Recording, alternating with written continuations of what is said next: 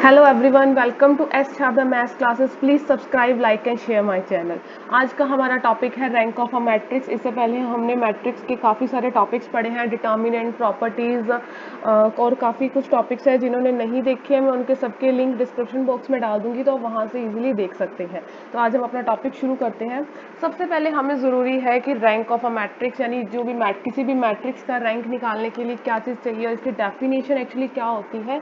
काफ़ी सारी बुक्स में और किसी अलग अलग टाइप की डेफिनेशन दी जाती है, तो हम एक्चुअली सबका एक ओवरव्यू देखेंगे कि क्या मतलब है और उसको कैसे निकालते हैं मैट्रिक्स का रैंक।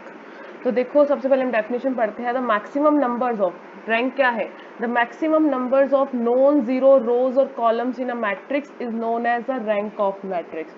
देखो, रैंक क्या है हमारे पास किसी भी मैट्रिक्स की नॉन जीरो, मैक्सिमम ज़्यादा, सब ज़्यादा से ज़्यादा हम जो क्या होगा, रैंक एक नंबर होगा जो क्या होगा, नॉन जीरो रोज या नॉन जीरो कॉलम्स का मैक्सिमम नंबर होगा। या फिर हम इसको दूसरी फॉर्म में भी लिख सकते हैं, बता सकते हैं, the maximum numbers of linear independent rows और columns in a matrix is known as a rank of a matrix. किसका नंबर? Linearly independent. हमने लास्ट इससे जस्ट पिछले लेक्चर में ही लीनियर इंडिपेंडेंट और लीनियर डिपेंडेंट के बारे में पढ़ा था, जिसमें हमारे पास ये था कि जो भी पूरी की पूरी जो पूरी जीरो नहीं होती है वो हमारे पास होती है लीनियर इंडिपेंडेंट। ये अभी हम एक एग्जांपल में डिस्कस करते हैं कैसे लीनियर इंडिपेंडेंट। एक्चुअली इसी का ये फर्स्ट डेफिनेशन का सेकंड डेफिनेशन से ही डायरेक्ट लिंक है कि वही नॉन जीरो रोज या कॉलम्स या फिर हम कह सकते हैं लीनियरली इंडिपेंडेंट। बट एक चीज मैंने यहाँ पे रोज और कॉलम, ना कि रोज एंड कॉलम्स है, ठीक है। तो इसका मतलब क्या है, या तो हम नॉन जीरो रोज को इंक्लूड करेंगे या नॉन जीरो कॉलम्स को, ये नहीं कि जीरोज और कॉलम्स को इंक्लूड करेंगे। ओके, ठीक है, बढ़ते हैं आगे। जैसे कि ये चीज हमारे पास ये एग्जांपल है, जैसे ये क्या है, कोई भी मैंने n इंटू एम की ले रखी है, यहाँ पे m इंटू एन की मैट्रिक्स है मेरे पास। तो जो मेरे पास रैंक होगा वो एक्चुअली यहाँ से होगा, 1 2 से डैश डैश लेकर यहाँ पर जो ये मेरे पास m आएगा, ये r तक है यहाँ तक। इसके जो आगे की वैल्यूज है ये क्या, पूरी की पूरी रो। अब देखो, या तो रो के थ्रू ले लो या कॉलम के थ्रू मैक्सिमम। तो देखो, हमें जो जीरोज वाली रो है उसको काउंट नहीं करना। तो मेरे पास ये क्या, जीरोज रो, अब रो के अकॉर्डिंग हम चूज करेंगे इसका रैंक। तो ये जो नीचे वाला ऑरेंज वाला पार्ट आप देखोगे तो ये जीरोज हम इसको इंक्लूड नहीं करेंगे। जो रैंक होगा इसके नंबर कितनी टोटल रोज के अकॉर्डिंग हम इस पे निकालेंगे, तो इसकी ये टोटल जितनी भी रोज आएंगी येलो में उतना वो मेरा रैंक होगा। इसको अच्छे से समझने के लिए हम कुछ और एग्जांपल्स लेंगे।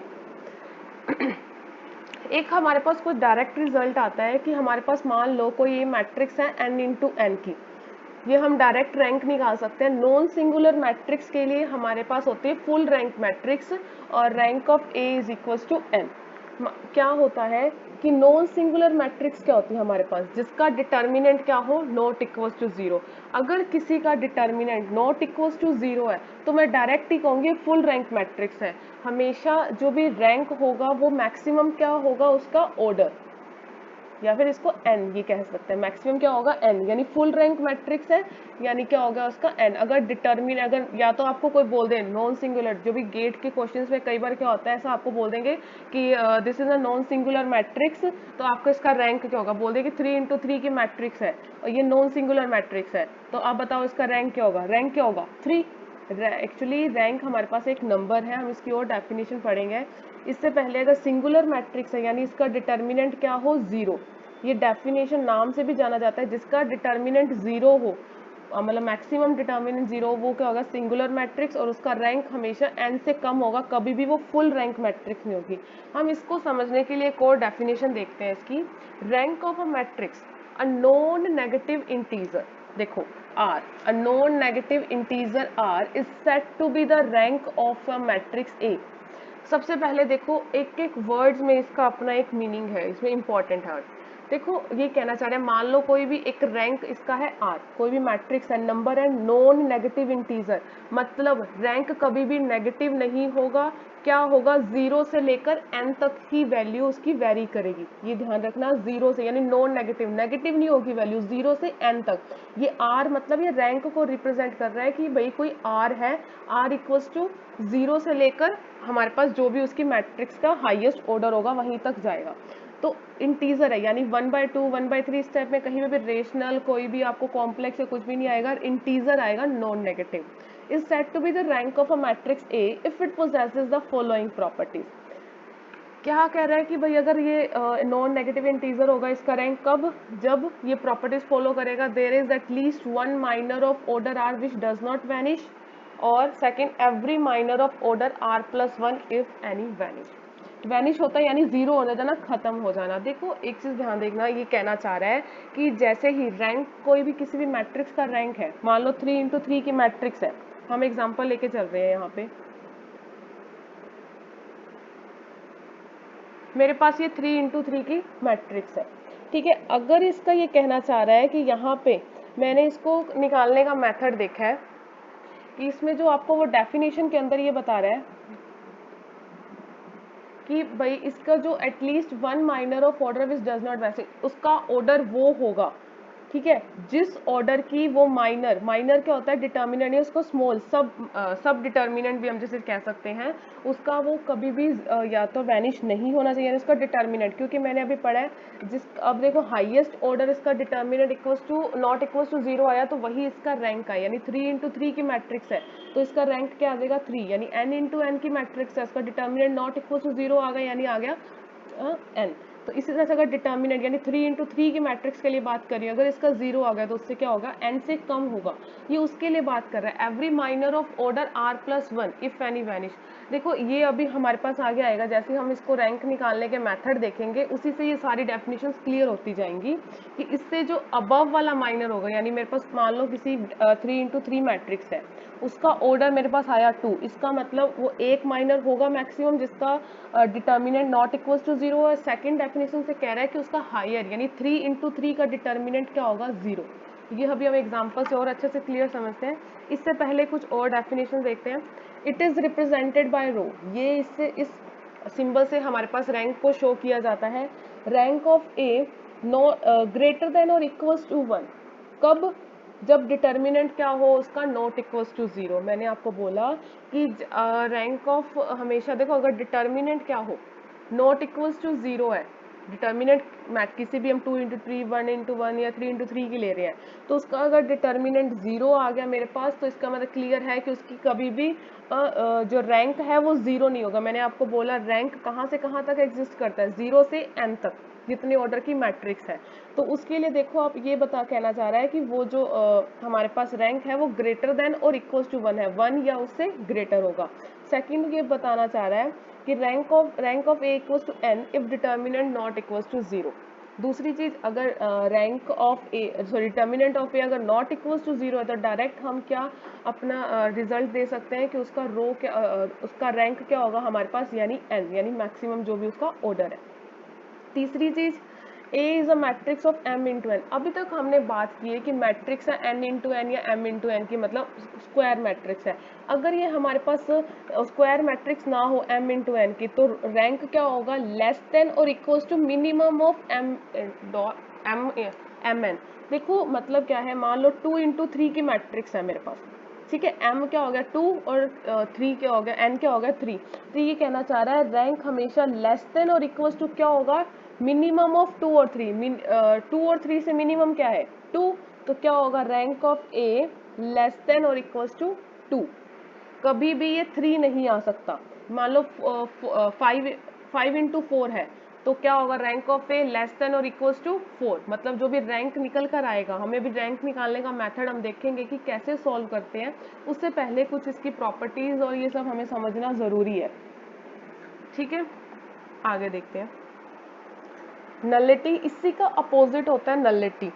Rank is square matrix. अब देखो दो केसेस है हमारे पास, या तो स्क्वायर मैट्रिक्स होगी n इंटू एन की, मान लो मैंने, तब क्या होगा, देन नलिटी होती है इसकी n माइनस, यानी जो भी इसका ऑर्डर है n इंटू एन माइनस जो भी हमारे पास रैंक निकलेगी वो क्या हो जाएगी, nullity of the rank. Actually हम दूसरी लैंग्वेज में बोले तो हमारे पास नलिटी क्या होती है, नंबर ऑफ जीरोज रोज। देखो अगर हमने अब डेफिनेशन यहाँ पे जाए तो मैंने आपको क्या बोला था, maximum numbers of non zero rows और कॉलम्स इन अ मैट्रिक्स। मान लो जैसे इस एग्जांपल के अंदर हम देखते हैं, ये हमारे पास जो नॉन जीरो येलो वाला पार्ट है, एक्चुअली नॉन जीरोस की बात कर रहे हैं हम, तो ये तो हमारा हो गया रैंक। तो नलिटी की होती है जो मैक्सिमम नंबर ऑफ जीरोज रोज या कॉलम, ओके। अब हम इसकी डेफिनेशन पे जाते हैं। n माइनस, अगर स्क्वायर मैट्रिक्स है तो ऑर्डर मान लो उसका 4 है तो क्या आ जाएगा 4 minus rank of A is called the nullity. अगर उस मैट्रिक्स का ऑर्डर m इंटू एन है यानी स्क्वायर मैट्रिक्स नहीं है तो क्या होगा, कॉलम है, यानी ये जो फर्स्ट m किसको शो करता है, मैक्सिमम नंबर ऑफ रो और ये नंबर ऑफ कॉलम। तो नलिटी क्या होगी n, यानी जो नंबर ऑफ कॉलम है माइनस रैंक ऑफ ए, मेरे पास क्या होगी नलिटी। ठीक है, इस तरह से इसको हम शो करते हैं। नलिटी ऑफ ए, ये इसकी रिप्रेजेंटेशन है, nullity of A equals to n minus rho ओ। अब हमारे पास कुछ और डेफिनेशंस आती हैं। रो एंड कॉलम मैट्रिक्स कई बार पूछी जाती हैं। मैंने आपको अभी बोला था यहाँ पे कि भैया या तो रो और कॉलम, अब इसकी सेपरेट डेफिनेशंस में दे रखी है। Row rank of a matrix is the maximum number of linearly independent vectors that can be formed from the rows of that matrix considering each rows as a separate vector. इसी तरह से column, देखो सीधे सीधा हम समझे तो अगर आप बिना कंफ्यूजन के ये चीज़ क्लियर समझें तो ये होगा रो रैंक की हमारे पास लीनियरली इंडिपेंडेंट होगा रो में, number of maximum number of linearly independent vectors in the row, और कॉलम रैंक क्या होगा, number of linearly independent column. ये क्या होगा रो ट्रांसफॉर्मेशन से और ये कॉलम ट्रांसफॉर्मेशन से। अगर इन दोनों का पहली बात क्या आता है, ये दोनों सेम ही आते हैं, वही हमारा क्या होता है ओवरऑल रैंक। जैसे कि आप देख सकते हैं इसने एक एग्जांपल दे दिया कि भाई मेरे पास कोई ए मैट्रिक्स थी, उसका मैंने रो रिड्यूस्ड फॉर्म मैट्रिक्स से, अभी हम रो रिडक्शन भी सीखेंगे कैसे करते हैं। तो रो रिडक्शन मैट्रिक्स से हमारे पास ये आ गया कि ये चीज़ आ गया। तो आप देखोगे सर रो रिडक्शन से देख किया है तो हम रोज को ही देखेंगे, टोटल रोज कितनी है 3। तो मेरे पास आप ये समझ सकते हैं कि ये क्या है, रैंक क्या होगा इसका, मतलब 0 से लेकर 3 तक। अब देखो जीरोज इसका नहीं होगा, जीरो रैंक किसका होता है, जिसके सारे एलिमेंट्स क्या हो 0। जिस मैट्रिक्स के सारे एलिमेंट्स यानी जीरो मैट्रिक्स हो उसी का रैंक क्या होता है मेरे पास 0। ये जीरो मैट्रिक्स नहीं है तो मतलब इसका रैंक क्या होगा 1 2 या 3।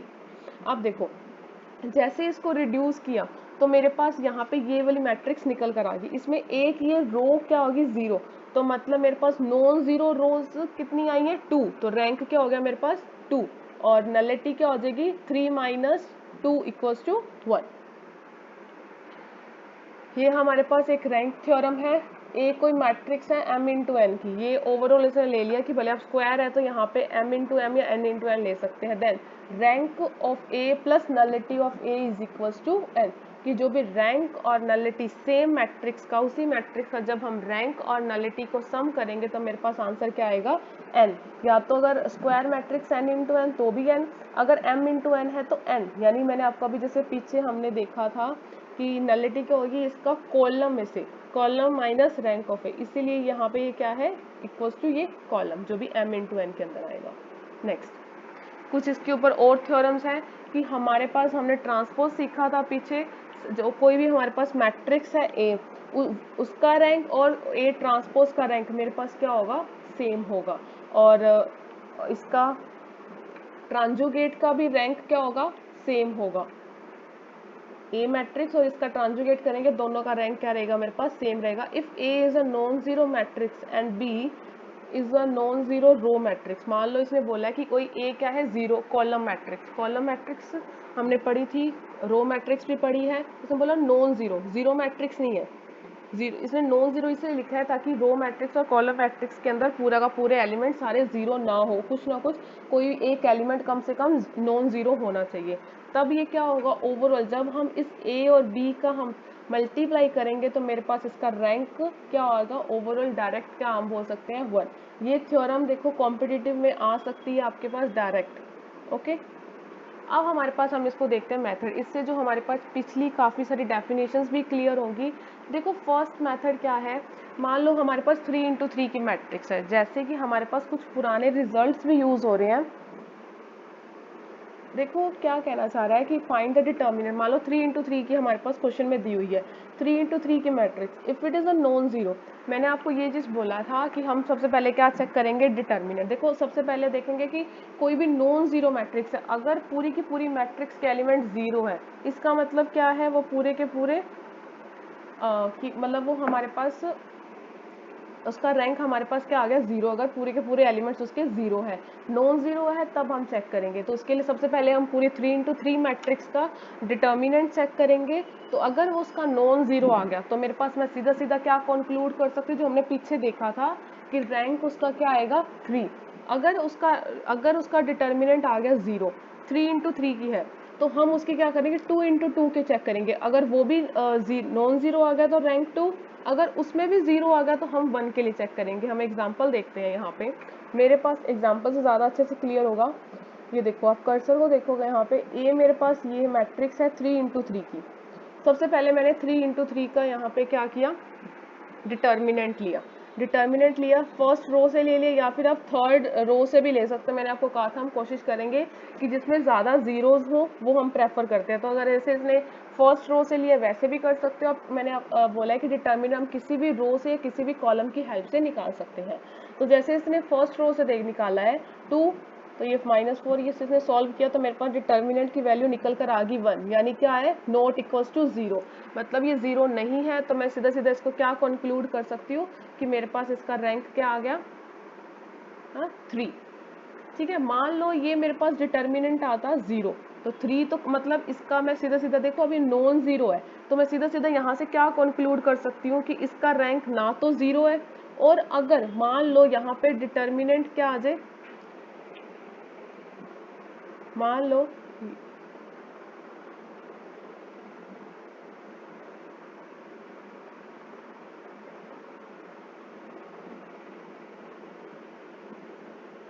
लो इसका डिटर्मिनेंट यहाँ पे क्या आ जाए 0 आ जाए 3x3 के लिए। 3x3 के लिए मान लो यहाँ पे 0 आ गया, तो मैं क्या करूँगी इस पूरी मैट्रिक्स के 2x2 के लिए चेक करूँगी। सबसे पहले इस फर्स्ट पार्ट को, तो इसका डिटर्मिनेंट चेक करूँगी 2, 4, -1, -2, इसका डिटर्मिनेंट। अगर इसका 0 आ गया तो फिर मैं इन दोनों को साथ में लूँगी। अगर इसका भी 0 आ गया तो इस तरह से मैं पूरे डिटर्मिनेंट, ऐसे पूरे के पूरे कितने होंगे मेरे पास, कॉम्बिनेशन कैसे होंगे, इसका 1, 2, फिर इस वाले पार्ट को भी इसके साथ 2, यानी एक यहाँ पे मैं आपको एक साइड बना के दिखाती हूँ।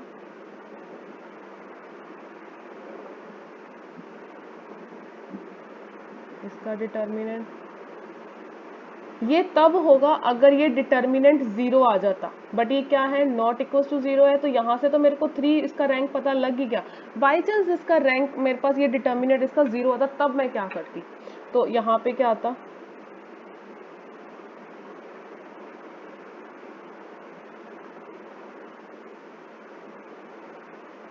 ठीक है, इस तरह से मैं निकालती। तो यहाँ पे अगर कोई भी ये 0 आ जाती, फिर मैं नीचे वाले इसके इन दोनों को, फिर इन दोनों को, टोटल मेरे पास 6 डिटर्मिनेंट बनते। अगर ये सारे के सारे ये भी 0 आ जाते, इनका सबका डिटर्मिनेंट, तो मैं 1 के लिए बात करती। 2 का डिटर्मिनेंट क्या होता फिर 2, यानी नॉट इक्वल टू 0, तो मेरे पास क्या आ जाता रैंक ऑफ 1। या फिर इनमें से कोई एक भी नॉन 0 आ गया, एक भी इनमें जो 6 थे यहाँ पे 2x2 के लिए, अगर ये एक भी नॉन 0 आ गया तो इसका रैंक क्या होता 2। जैसे कि हम यहाँ पे बढ़ते हैं, ये मेरे पास एक मैट्रिक्स दी हुई है,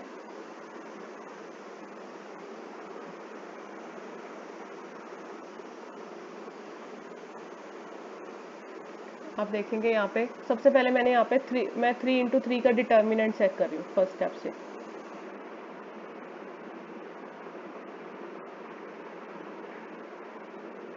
पहली बात तो यहाँ पे देखो, जो मैंने प्रॉपर्टीज पढ़ी थी डिटर्मिनेंट से, ये था कि किसी की भी रो या कॉलम पूरी की पूरी 0 आ जाती है एक, तो उसका डिटर्मिनेंट यहाँ पे मैं डायरेक्ट लिख सकती हूँ 0। तो इसका मतलब क्या है, देखो सबसे पहले तो ये क्या है, इसका जो रैंक है मेरे पास उसकी पॉसिबिलिटी क्या है 3x3 की है, तो मेरे पास पॉसिबिलिटी क्या है 0, 1,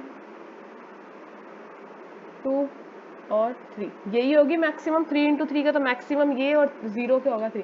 0 कभी भी इसका रैंक नहीं हो सकता, क्यों, क्योंकि इसमें सारे एक, कम से कम एक नॉन 0 एलिमेंट होना चाहिए। तीसरी बार अब मैंने इसका पूरे 3x3 का डिटर्मिनेंट निकाला, तो मेरे पास ये क्या आ गया 0, तो मेरे पास ये क्या है सिंगुलर मैट्रिक्स, तो यानी फुल रैंक मैट्रिक्स कभी भी नहीं हो सकती। 3 अब इसका कभी भी नहीं हो सकता। अब मैं क्या चेक करूंगी 2x2 के लिए चेक करूंगी, तो अब देखो 1। अब मैं फर्स्ट से शुरू करती हूँ, मेरे को ऐसे 6 इसके बनेंगे। इसका डिटर्मिनेंट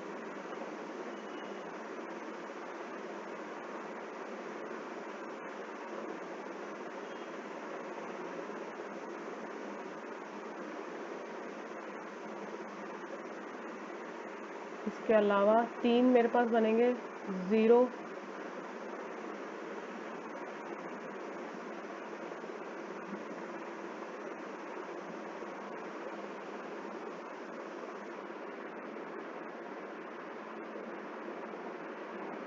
6वां बनेगा मेरे पास।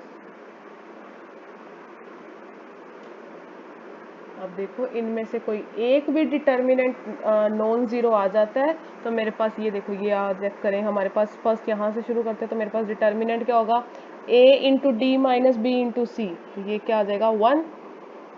तो मेरे पास 2 इंटू टू का एक डिटर्मिनेंट क्या आ गया, नॉट इक्वल्स टू 0, तो मेरे पास इसका डिटर्मिनेंट क्या हो गया 2। हम इससे भी क्लियर कर सकते हैं। मान लो ये 6 के 6 इसके 0 आते तो मैं 1 इंटू 1 पे जाती, तो मेरे पास यहाँ का इसका रैंक क्या आ गया 2। अगर अब आप इसके पढ़ोगे मेथड्स का स्टेप्स पढ़ोगे तो आपको क्लियर होगा कि फर्स्ट स्टेप क्या, find the determinant of 3 into 3। इस तरह से 4 के लिए कर सकेंगे, मान लो 5 इंटू 5 भी देंगे तो पहले हम 5 का डिटर्मिनेंट चेक करेंगे, फिर उसका माइनर 4 इंटू 4 के लिए सारे चेक करेंगे, उसका भी सारे के सारे 0 आते फिर हम 3 पे शिफ्ट करेंगे, उसके सारे 0 आते तो फिर 2 पे फिर 1 पे। अगर कहीं पे जैसे 4 इंटू 4 के डिटर्मिनेंट में भी कोई एक भी नॉन जीरो आ गया तो फिर मेरे पास उसका रैंक क्या हो जाएगा 4। इस तरह से अब हमारे पास इसका सेकंड मेथड आता है ई ट्रांसफॉर्मेशन। पहले सीखते हैं, रो इक्विवेलेंट फॉर्म बनाएंगे। देखो ई ट्रांसफॉर्मेशन क्या होता है, एलिमेंट्री ऑपरेशन और ट्रांसफॉर्मेशन ऑफ अ मैट्रिक्स क्या है। देयर आर 6 ऑपरेशंस होते हैं हमारे पास of an matrix, 3 of which are due to rows and 3 due to of column, which are known as elementary operations और ट्रांसफॉर्मेशन। देखो हमारे पास टोटल क्या कहना चाह रहे हैं, 6 ऑपरेशंस है, 3 रो को लेकर और 3 कॉलम। आपको पहले ये ध्यान रखना है कि हमें रो के थ्रू करना है या कॉलम के थ्रू करना है, सबसे ध्यान से बात करनी है। सबसे पहले हमारा ट्रांसफॉर्मेशन, जैसे मैं रो को प्रेफरेंस कर रही हूँ, रो ट्रांसफॉर्मेशन कर रही हूँ। आपको कई बार क्या होता है क्वेश्चन में, बीएससी है या किसी कोई और हमारे पास कोर्स वर्क है तो उसके अंदर आपको स्पेसिफाई किया होता है कई बार थ्योरी पेपर में कि आपको इसका रैंक निकालना है बाय द रो ट्रांसफॉर्मेशन और बाय द कॉलम ट्रांसफॉर्मेशन। तो आपको ये चीज़ स्पेसिफाई की होती है। तो जैसे मैं प्रेफर, हमारे लिए क्या रहता है रो, बट हम कॉलम भी सीखेंगे, बट पहले हम रो को कर रहे हैं। सबसे पहले होता है इंटरचेंज ऑफ रोज और कॉलम, 2 रोज और कॉलम। मैं रो की बात कर रही हूँ, कॉलम सेम वैसा ही है। देखो क्या कहना चाह रही है यहाँ पे,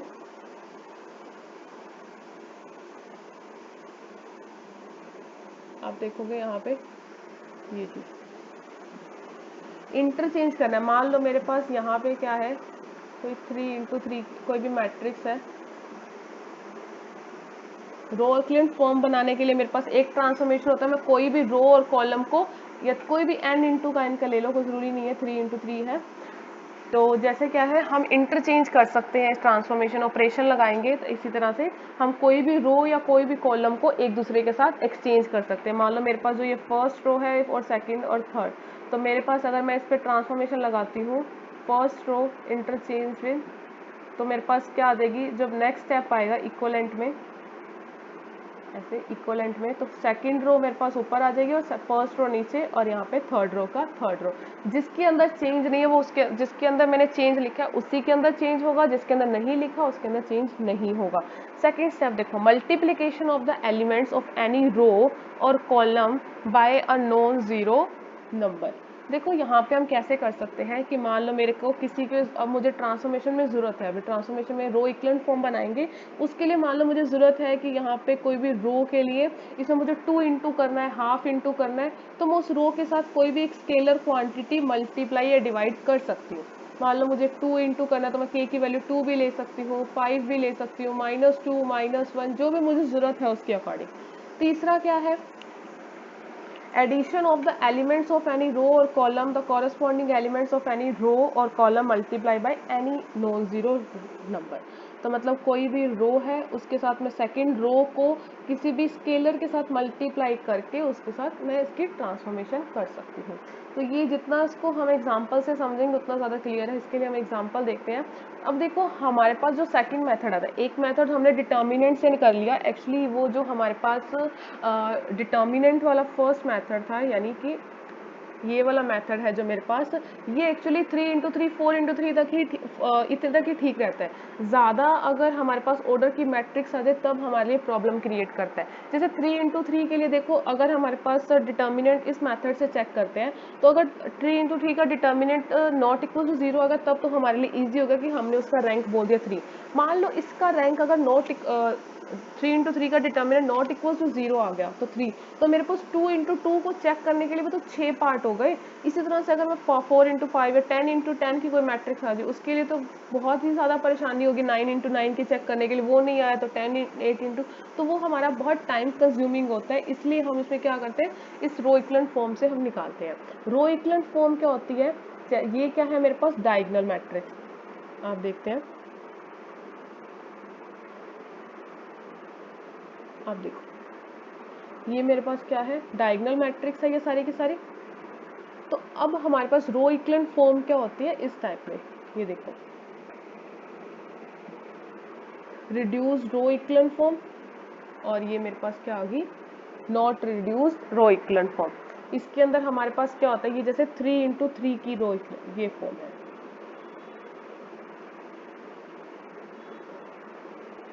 और इसके अंदर ये है, ये रिड्यूस्ड नहीं है रो इक्विवेलेंट फॉर्म में। देखो क्या है, जैसे 3x3 के अंदर है, तो यानी मतलब वही आप सीधे सीधे डायरेक्ट समझे तो हमें बिना कुछ, तो यहाँ पे हम समझ सकते हैं डायरेक्ट क्या है, ये आइडेंटिटी मैट्रिक्स बनाएगा। 3x3 की बनाओ, 4x4, इससे हमें मैटर नहीं करता कितनी, जैसे मेरे पास ये 3x4 ऑर्डर की मेरे पास मैट्रिक्स है, तो मेरे पास ऑब्वियस सी बात है मुझे आइडेंटिटी मैट्रिक्स बनानी है। अब वो किसके अंदर बनानी है, इसके लिए क्या रहता है हमारे पास, फर्स्ट कोशिश रहती है फर्स्ट जो मेरा एलिमेंट है वो हो 1, इसके अलावा ये सारे एलिमेंट हो 0। उसके बाद इसको हम 0 और ये मेरे पास 1। सबसे पहले हमारा स्टेप होता है इसको 1 करने का। इसके लिए भले हमें रो, जो हमारे पास हमने ये ट्रांसफॉर्मेशन समझे हैं, इसके लिए भले हमें ये रो एक्सचेंज करना पड़े, या फिर हमें भले हमें रो एक्सचेंज करना पड़े, या फिर हमारे पास कोई स्केलर मल्टीप्लिकेशन हमें लेकर आना पड़े। इसी के साथ साथ हमें इन दोनों को 0 करते हैं, किसकी हेल्प से, फर्स्ट रो की हेल्प से। इसके बाद हम इसको 0, फिर हमारे पास ये 0 होंगे, इसको 0 करेंगे, इसको 1 करते हैं। इसको हम देखते हैं अभी आगे। देखो रो इक्विवेलेंट फॉर्म में कैसे क्या कह रहा है, एक rectangular matrix in a row equivalent form और a row equivalent form if it has the following 3 property. All non zero rows are above, all non zero above any rows of all zero. अब देखोगे पीछे जो zero वाली रो है ना, उससे ऊपर वाले सारे क्या है, non zero. Each leading entry of a row is in a column to the right of the leading entry of the row above it. और हमारे पास इधर क्या है, all entries in a column below a leading entry are 0। जो भी हमारे पास leading entries है, यानी कि ये वाली, ये जो हमारे पास लीडिंग एंट्रीज है आप यहाँ पे देखोगे, इसकी अबव, और कहना चाह रहा है इसकी बिलो हमारे पास जो भी होंगे कॉलम बिलो होंगे, वो सारे के सारे होंगे 0। और जो leading entry in each row is 1। हमारे पास जो लीडिंग एंट्री, यानी जो मेरे पास मेन जो हमारे पास एंट्रीज आएंगी वो क्या होंगी, 1। जैसे कि आप देखोगे यहाँ पे लीडिंग एंट्री क्या है, यहाँ पे 1। ये वो कहना चाह रहा है each leading 1 is the only non zero entry in its column. इस कॉलम, जैसे 3x3 की रो इक्विवेलेंट फॉर्म बनी है, तो इसके अंदर ये कहना चाह रहा है इसके जो भी एंट्रीज है ये हमारे पास लीडिंग एंट्री है, जो डायगोनल वाला आपकी भी कह सकते हो, तो ये क्या होंगी, लीडिंग एंट्री 1 1 होंगी। इस अपने कॉलम में ये एक सिंगल ही नॉन जीरो होनी चाहिए। नेक्स्ट ये हमारे पास होगी। अब हम कुछ स्टेप्स देखते हैं इसके साथ। मेरे पास ये कोई एग्जांपल है, इसको सॉल्व करते हैं रो इक्विवेलेंट फॉर्म से। देख, ये कितने की मैट्रिक्स है, पहले तो 3x4 की। सबसे मेन स्टेप मेरे पास है इसको 1 बनाने का, ये ऑलरेडी 1 है। अब मेरे सेकंड स्टेप होता है इन दोनों को 0 करने का with the help of first row. मैंने फिर ट्रांसफॉर्मेशन क्या लगाई, R2 माइनस 2। अब देखो मुझे इसके लिए 2 चाहिए, 2R1। अब देखोगे 0। अब R3 के अंदर ट्रांसफॉर्मेशन क्या लगाई है, 1 है, तो R3 माइनस R1। तो सबसे पहले फर्स्ट रो के अंदर कोई चेंज नहीं, मैंने फर्स्ट रो को एज इट इज लिख दिया। फिर क्या किया, सेकंड रो में चेंज है, सेकंड रो में क्या चेंज है, यानी second row minus first row को 2 से मल्टीप्लाई करके उसे माइनस करेंगे। तो देखो 2 minus 2 0, 3 minus 4, 3 minus 4 minus 1, 5 minus 6 minus 1, 1 minus 4 minus 3। इसी तरह से थर्ड में क्या है, R3 minus R1, 1 minus 1 0, 3 minus 2 1, 4 minus 3 1, 5 minus 2 3। तो मेरे पास यहाँ पे ये क्या आ गई, ये तीनों की तीनों, जिसके अंदर मेरे पास कोई चेंज नहीं है मैं उसको वैसे ही रखूंगी। इस जो बाकी जो रो या कॉलम में मैं चेंज कर रही हूँ उसके अकॉर्डिंग मैं उस पर ट्रांसफॉर्मेशन लगाऊंगी। ठीक है, अब मेरे पास आ गई जीरो। अब मुझे करना है, इनको जीरो करने की कोशिश करनी है। ठीक है, अब इसको जीरो कैसे करूंगी मैं, इसकी हेल्प से, सेकंड रो की। अगर मैं इसको फर्स्ट रो की हेल्प से करें, कुछ स्टूडेंट्स कहेंगे कि भाई मुझे फर्स्ट रो की हेल्प से करना है, करके देखो। मान लो मैं इसके लिए करना है, देखते हैं।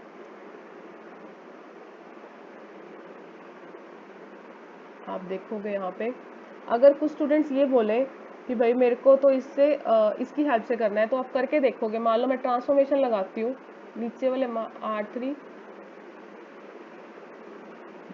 तो क्या लगाओगे, R3 minus 2R3 minus R1, यही लगाओगे इसको जीरो करने के लिए, यही ट्रांसफॉर्मेशन लगाओगे। इसको तो करोगे तो ये तो जीरो हो जाएंगे, दिक्कत कहाँ आ जाएगी मेरे पास, ये वापस क्या आ जाएगा मेरे पास, 1 आ गया। बल्कि जबकि मैंने यहाँ पे इनको तो जीरो की है, जो मैंने ऑलरेडी जिनके लिए से मुझे ये 1 और ये 0 0, उनको कोई प्रॉब्लम नहीं होनी चाहिए। तो आप देखो यहाँ पे, तो मतलब मैं इसको फर्स्ट रो की हेल्प से नहीं कर सकती, इसको मैं किसकी हेल्प से करूंगी, सेकंड रो की हेल्प से। तो मेरे पास ट्रांसफॉर्मेशन क्या आएगी, R3 प्लस R2, क्योंकि ये चीज आ गई। फर्स्ट रो में कोई चेंज नहीं है, इसको ऐसे ही पड़ा रहने दो। सेकंड रो देखो, यहाँ पे सेकंड रो में चेंज कोई नहीं है, सेकंड रो ऐसे पड़े रहने दो। थर्ड रो में मैंने ट्रांसफॉर्मेशन लगाई है, तो आप लगाओ 0 0, और ये क्या आ गई, 0। पूरी की पूरी मेरे पास ये रो क्या आ गई, 0। और ट्रांसफॉर्मेशन देखो लगा सकते हो, तो इसके बाद आप देखोगे और कोई भी ट्रांसफॉर्मेशन यहाँ पे नहीं लगेगी, रो इक्विवेलेंट फॉर्म नहीं बन गई। तो अब हमारे पास क्या आ गई, number of non zero row. Transformation लगाइए तो मैं क्या करूंगी, number of row, maximum number of rows count करूंगी नॉन जीरो रोज, तो वो क्या है मेरे पास 2। तो मेरे पास रैंक क्या आ गया इसका, 2। आप देख सकते हैं मेरे पास इसका रैंक क्या हो जाएगा, 2। इस तरह से हम इसके सॉल्यूशंस करते हैं। तो देखो हमने आज देखा है कि रैंक क्या होता है, रैंक की डेफिनेशंस कुछ देखी है अलग अलग फॉर्म में, कि कैसे डिटर्मिनेंट। अगर आप देखोगे अब जो मैंने यहाँ पे डिटर्मिनेंट यहाँ से समझा, ये वाला जो पार्ट किया है, इससे मैं इसकी सेकंड डेफिनेशन पढ़ूँ तो आपको क्लियर होगा। ये देखो, कोई भी नॉन नेगेटिव इंटीजर आ रहा है, जैसे कि किसी का रैंक 3 आ रहा है, said to be the rank of a matrix if it possesses the, there is at least one minor of order r which does not vanish। इजी हम 3 का ही लेते हैं एग्जांपल। मान लो ये 3 इंटू 3 की मैट्रिक्स है, एक एक लाइन का इसका मीनिंग है अपना। 3 इंटू 3 की मैट्रिक्स है, मैंने 3 इंटू 3 के लिए डिटर्मिनेंट चेक किया, तो क्या आ गया, 0। कोई भी नॉन जीरो यहाँ पे, ये क्या है, 3 इंटू 3 की मैट्रिक्स है। इसका मतलब है इसमें यहाँ पे क्या कह सकती हूँ, रैंक ऑफ ए मेरे पास क्या है, पॉसिबिलिटीज क्या होती है, पहले तो 0 1 2 और 3। सबसे पहले हमें, जब हम नया नया सीख रहे हैं कुछ, इससे अच्छा बेटर तरीका कोई नहीं है। नॉन जीरो है तो मतलब इसका रैंक क्या होएगा, 0 कभी भी नहीं हो सकता। फिर मैंने इसको क्या किया, 3 इंटू 3 के लिए चेक किया, तो मेरे पास यानी मेरे पास क्या पता लग गया, ये फुल रैंक मैट्रिक्स नहीं है, 3 नहीं। तो मेरे पास क्या पॉसिबिलिटी बची, या तो 1 होगा रैंक, या होगा इसका 2। तो फिर मैंने इसको क्या किया, 3 इंटू 3 के लिए, 2 इंटू 2 के लिए चेक किया। अभी हमने एग्जाम्पल्स देखे थे आगे, तो उसके मैंने हर 2 इंटू 2 के लिए, मान लो यहाँ पे 2 इंटू 2 के लिए नॉन जीरो आ गया, कोई भी एक डिटर्मिनेंट, कोई भी एक माइनर कह लो, तो उसके अकॉर्डिंग आप देखो नॉट इक्वल टू 0 आ गया। तो उसके लिए मैं यहाँ पे क्या अपना स्पेसिफाई करूंगी कि मेरे पास इसका रैंक क्या आ गया इस मैट्रिक्स का, 2। अब आप इस लाइंस को पढ़ो, there is at least one minor of order r which does not vanish. ये कब की बात कर रहे हैं, नॉन जीरो की बात कर रहे हैं, जब नॉन जीरो मैट्रिक्स है, कि भाई वन माइनर मतलब कम से कम उस r, मतलब ये कहना चाह रहा है अगर इसका रैंक 2 है, यानी जो r ये बोल रहा है, ठीक है, इंटीजर है, तो कम से कम उसका एक जो माइनर है, यानी मैंने आपको अभी बताया था एग्जाम्पल्स में, यहाँ पे जैसे आप बात कर रहे हैं इसके अंदर कम से कम एक जो 2 × 2 का माइनर है वो क्या होगा, नॉन जीरो होगा, यानी विच डज नॉट वैनिश, मतलब जो खत्म नहीं होगा यानी जीरो नहीं होगा। इसका मतलब है जिस ऑर्डर का माइनर जो भी इसका रैंक निकला है R×R मान लो, जैसे जो भी इसने लेट किया है वो क्या होएगा, डज नॉट वैनिश, यानी जीरो नहीं होगा। समझ रहे हैं इस बात का मतलब, अगर रैंक 2 आया है तो 2 × 2 का माइनर कोई कम से कम एक माइनर उसका नॉट इक्वल टू 0 होगा, तभी मैं उसका रैंक बता पाऊंगी कि वो 2 है। Every minor of order R+1 if any vanish. देखो ये कहना चाह रहा है कि अब देखो मान लो रैंक क्या आ गया 2, तो ये कहना चाह रहा है R+1 ऑर्डर का, यानी R+1 ऑर्डर क्या हो गया यानी 3। तो ये कह रहा है कि अगर R रैंक आया है तो उसके अबव ऑर्डर का माइनर हमेशा क्या होगा, वैनिश होगा, यानी 0। आप देख ही सकते हैं अगर इसका रैंक 2 है तो यानी इसका यानी 8 प्लस करके माइनर यानी 3 × 3 का वो क्या होगा, 0। तभी तो हम, अगर हमारे पास 3 × 3 का डिटर्मिनेंट 0 आया तभी तो हम 2 × 2 पर आए हैं। बस यही वर्डिंग्स है, अब एग्जाम से ज़्यादा क्लियर होगी। तो ये सब आज हमारे पास था रैंक के ऊपर। सो होप सो आपको क्लियर होगा। किसी को फिर भी कोई डाउट आता है तो आप मेरे को मेल कर सकते हैं या कमेंट बॉक्स में डाल सकते हैं। और स्टूडेंट्स प्लीज़, अगर आपको रेगुलर अपडेट्स चाहिए तो आप मेरे टेलीग्राम चैनल को भी सब्सक्राइब कर सकते हैं। मैंने आपको टेलीग्राम चैनल का पहले भी लिंक डाला है और वापस डाल दूंगी डिस्क्रिप्शन बॉक्स में, ठीक है, तो आप उसको ज्वाइन कर सकते हैं आपको रेगुलर अपडेट्स के लिए। Okay, thank you so much.